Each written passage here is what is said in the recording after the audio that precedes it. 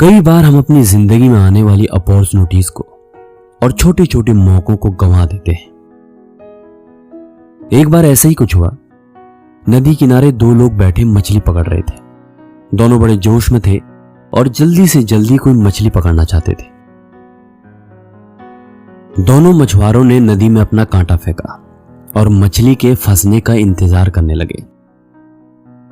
दोनों ने एक दूसरे को देखा और फिर से नदी की तरफ आंखें पसारे मछली फंसने का इंतजार करने लगे। अभी कुछ ही देर हुई थी कि पहले आदमी के कांटे में एक बड़ी सी मछली फंस गई और वो उसे देखकर बहुत खुश हुआ। उसने दूसरे मछुआरे की तरफ देखते हुए अपनी खुशी जाहिर की और अपने पास रखे एक बड़े से डिब्बे में उस मछली को रख दिया और फिर से एक कांटा नदी में फेंका। और कुछ देर बाद उसके कांटे में छोटी छोटी मछलियां भी फंस गई और वो बहुत खुश हुआ। उसने सारी मछलियां अपने उस डिब्बे में रखी। अब करीब 1 घंटा हो गया था कि दूसरे आदमी के कांटे में एक भी मछली नहीं फंसी। तो ये देखकर पहले मछुआरे ने उससे कहा कि मैं तुम्हारी कुछ मदद कर देता हूं, लेकिन उस दूसरे मछुआरे ने बिल्कुल मना कर दिया। कुछ ही देर में दूसरे मछुआरे के कांटे में भी एक बड़ी सी मछली फंसी। अब उसने थोड़ी देर तक उस मछली को देखा और फिर से उसे नदी में फेंक दिया।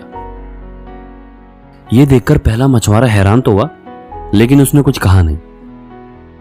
अब देखते देखते उस दूसरे मछुआरे के कांटे में और भी मछलियां फंसी। कई तरह की बड़ी मछलियां फंसी, लेकिन वो फिर से ऐसा ही करता। कोई मछली फंसती, वो उसे ध्यान से देखता और फिर से नदी की ओर फेंक देता। अब ये सब पहले मछुआरे से देखा नहीं गया, तो उसने उसे पूछ ही डाला कि जब तुम्हारे कांटे में मछलियां फंस रही हैं, तो तुम उसे नदी में क्यों फेंक रहे हो और तुम यहां पर अपना टाइम वेस्ट क्यों कर रहे हो?